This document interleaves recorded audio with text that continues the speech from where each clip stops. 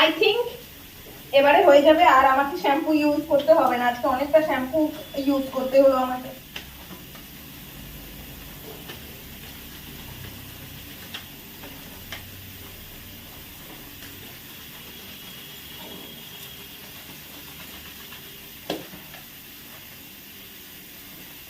দেখো, তাও মনে হচ্ছে যেন ভালো করে হয়নি। না, আর লাগবে না, হয়ে গেছে।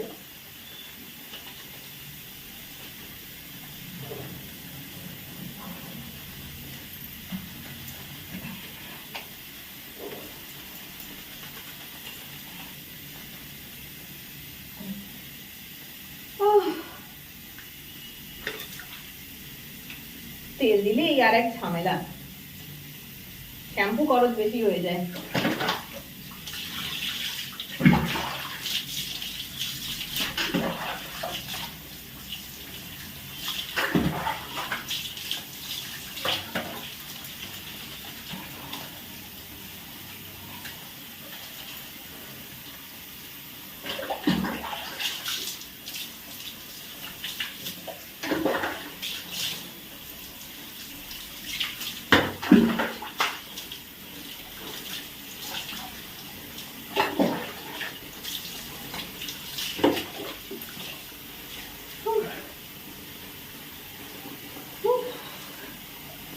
শীতকালে এটাই হচ্ছে শাস্তি, তাই না?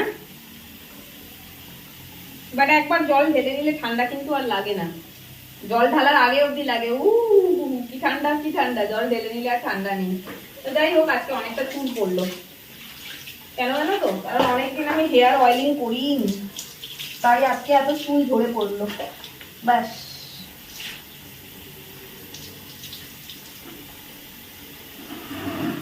হয়ে গেছে। দাঁড়াও, আগে হেয়ারটাকে র‍্যাপ করি।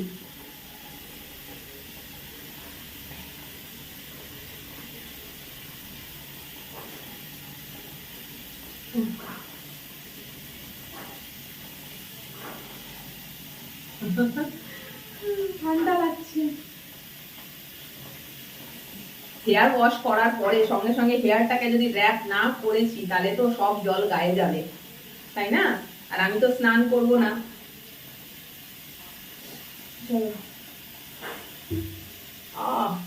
আজকে খালি চোট লাগছে এটা দিয়ে, একটু আগেও লেগেছে, আবার এখন লাগলো। তো যাই হোক, এই দেখো হেয়ারটা র‍্যাপ করলাম। লাগলো, খুব জোর লাগলো। চলো, শ্যাম্পু করা হয়ে গেছে।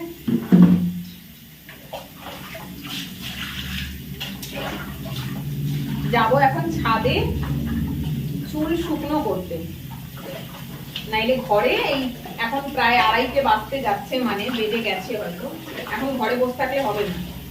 আমার কাছে হেয়ার ড্রায়ার আছে, বাট আমি হেয়ার ড্রায়ার ইউজ করে চুল করতে চাই না, বিকজ ড্রায়ারের যে হিট এয়ারটা বেরোয় না, গরম এয়ারটা বেরোয়, সেটা চুলের জন্য কখনোই ভালো হয় না। বলে চুলে কোনো রকম হিট দিতে না, এমনকি রোদে গিয়েও চুল শুকোতে বারণ করে, কিন্তু এই শীতে রোদে না গেলে হবে না।